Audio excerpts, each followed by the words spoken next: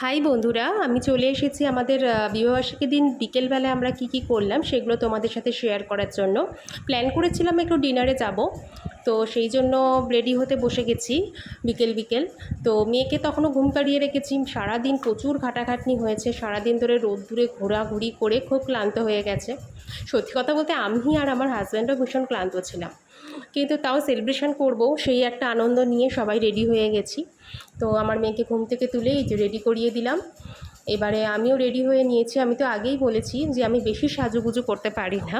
তো শাড়িটা পরেছিলাম, শাড়িটা খুব হালকা, একদম লাইট ওয়েট, মানে এত লাইট আমি ভাবতে পারিনি। সত্যি কথা বলতে একটু গরম, এত গরমেও আমার খুব একটা গরম লাগেনি।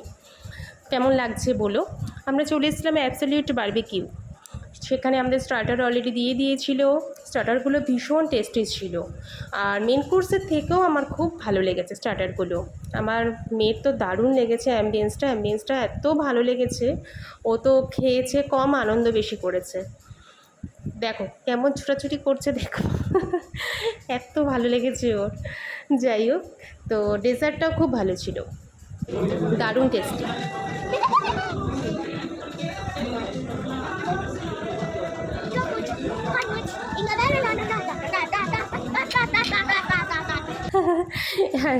তো এবার সেলিব্রেশনের পালা। ওরা আমাদের দুটো টুপি পরিয়ে দিল এবং দুদিকে দুটো ফুলদানি দিয়ে মাঝখানে একটা কেক রেখে পেছন দিকে একটা দারুণ একটা ব্যাকগ্রাউন্ডের রোম্যান্টিক সং বাজছিল। কেক কাটিং পর্ব স্টার্ট হলো। আমার মেয়ে তো বড় বড় গোল গোল চোখ করে দেখছে ব্যাপারটা কী হতে চলেছে। ও তো কিছু বুঝতে পারছে না, দেখেনি কোনোদিনও। তা ভীষণ এনজয় করে খুব সুন্দর একটা মুহূর্ত কাটিয়ে আমরা বাড়ি ফিরে আসলাম। বাড়িতেও অলরেডি আমাদের একটা কেক আগে থেকেই এনে রাখা ছিল, সেটাকেও কাটিং করে আলটিমেটলি আমাদের অ্যানিভার্সারি পর্ব শেষ হলো।